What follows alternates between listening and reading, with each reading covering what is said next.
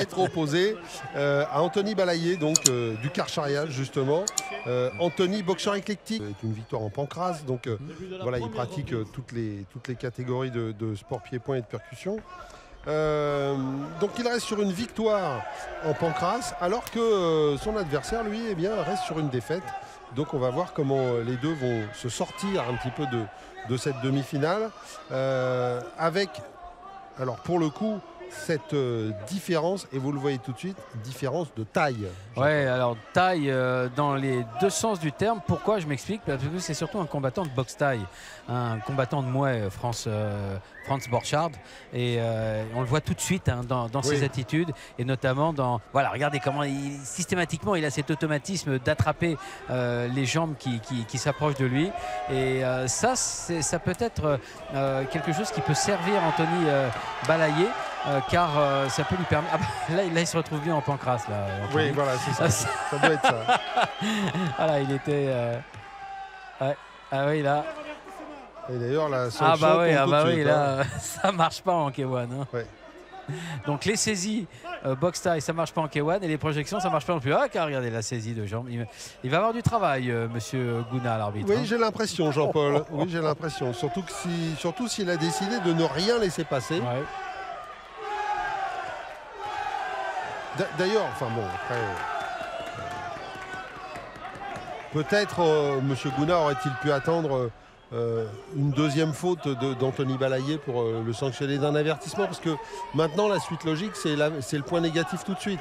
Ah oui, ça va vite. Et quand on est dans un format de 3x2, encore l'accroche, bah là voyez, aussi il va y avoir. Hein. Oui, mais c'est la deuxième fois qu'il accroche la jambe Borchardt. Donc là qu'il ait un avertissement, voilà, il va l'avoir. Voilà, ça paraît plus normal, j'ai envie de vous dire. Mais ça va être compliqué hein, pour l'Espagnol, car on voit bien qu'il est complètement automatisé sur les techniques Muay. Hein, il faut, quand on prépare un combat de K1, il faut vraiment se mettre hein, dans l'attitude du règlement dans lequel on va évoluer. Et ça, le problème, c'est que souvent les combattants acceptent comme ça les combats, mais poursuivent un entraînement pour eux et également pour la qualité du combat. Puisque forcément l'arbitre intervient très fréquemment. Par contre, il a un travail en ligne basse, Borchardt. On sent que c'est appuyé. Voilà, c'est ce que j'allais vous dire. Il y va gaiement, et on voit bien qu'Anthony Balayé est quand même obligé de prendre des risques. Hein. Il est obligé d'aller chercher son adversaire. Ah bah oui, puis il est un peu court en plus, hein, donc il lui faut rentrer dans la garde. Il est obligé comme ça de rentrer dedans. On est obligé de prendre des risques et à certains moments de sortir de ce qu'on fait habituellement. Et il faut, une fois qu'on est à bonne distance, très très vite se réorganiser pour pouvoir pratiquer sa filière de boxe. Alors je prends le temps de le dire, mais il faut faire ça en une fraction de seconde, et c'est à la fois simple parce que les boxeurs savent le faire, mais en même temps très compliqué parce que vous avez un adversaire qui ne vous laisse pas faire finalement. Vous n'êtes jamais dans une position de répétition claire avec l'adversaire que vous avez en face de vous. Donc pour Anthony Balayé, voilà, regardez. Oh, le genou à rallonge. Il a rebondi hein, sur les cordes Borchardt, et il est revenu avec le genou. C'était très bien fait ça. Ouais. Et quand on regarde bien, eh bien, il s'est servi de sa taille uniquement. Voilà, sa taille lui permet de faire ça. Et encore le travail en ligne basse tout en reculant. C'est des bons points ça pour Borchardt. Il reste 1 minute dans ce deuxième round.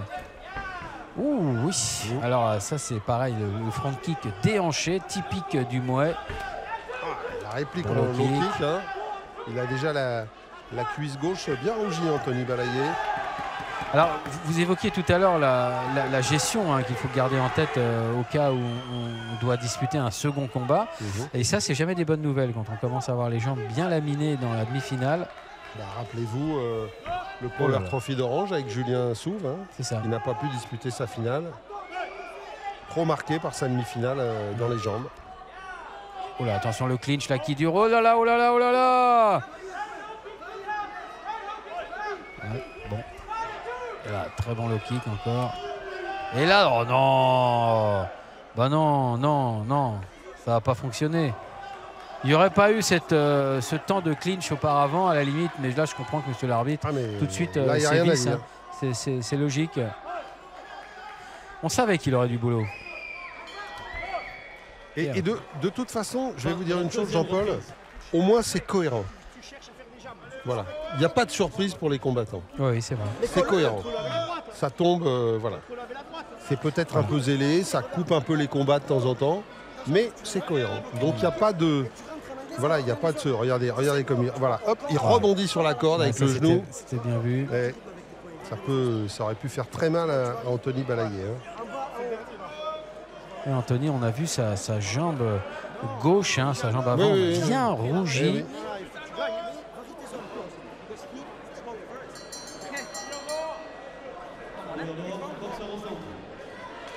Allez, la dernière reprise, il en a eu un paquet. Alors, pour l'Espagnol. Pour l'instant, c'est l'Espagnol qui a un point négatif. Deux, il me semble, non? Non, il a eu un avertissement, un point négatif. Et pour l'instant, Anthony Balayé, il me semble-t-il, n'a eu qu'un avertissement. Donc voilà, on va voir comment ça va se passer. Mais moi, surtout, Jean-Paul, ce que je trouve un petit peu inquiétant, c'est la jambe d'Anthony. Hein. C'est plus ça qui... Ouais. Pour l'instant, ça n'a pas l'air de trop le gêner.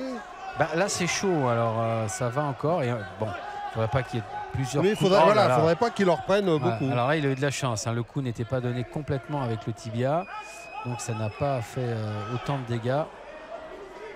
Mais les précédents étaient beaucoup plus marqués. Il le sait, Franz Borchardt, que c'est sur cette jambe qu'il faut continuer de travailler. Oh là là.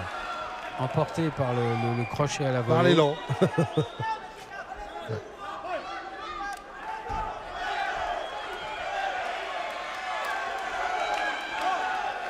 Un peu brouillon, hein, le travail corps à corps des deux côtés.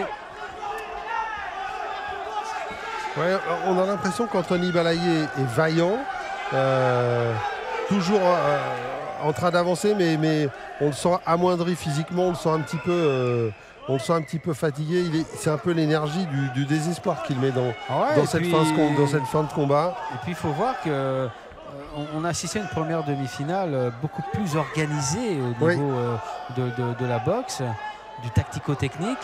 Et que ce soit l'un ou l'autre qui passe la finale, franchement, Timothée Van de Noek devrait avoir une belle page à écrire. Là. Oui.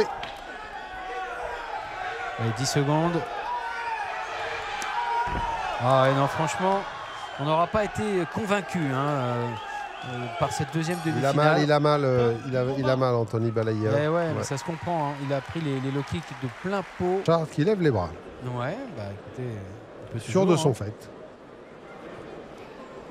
Il peut toujours, mais on va voir si l'arbitre lui lève le bras au moment du verdict. Alors on va y aller au verdict justement pour savoir qui rencontrera en finale. Ce sera tout à l'heure parce qu'après il faut qu'il se repose un peu. Ces jeunes guerriers qui rencontrera en finale Timothée Van de Noek. On va voir ça.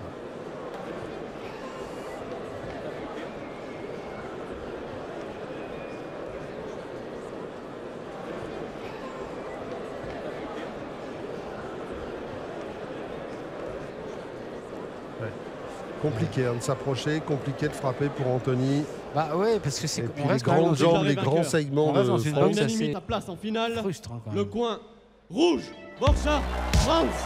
Alors là, oui, qu'il a bien fait de lever les bras. Ouais, malgré son point de pénalité, eh bien Franz Borchardt sera en finale face à Timothée Van de Noek.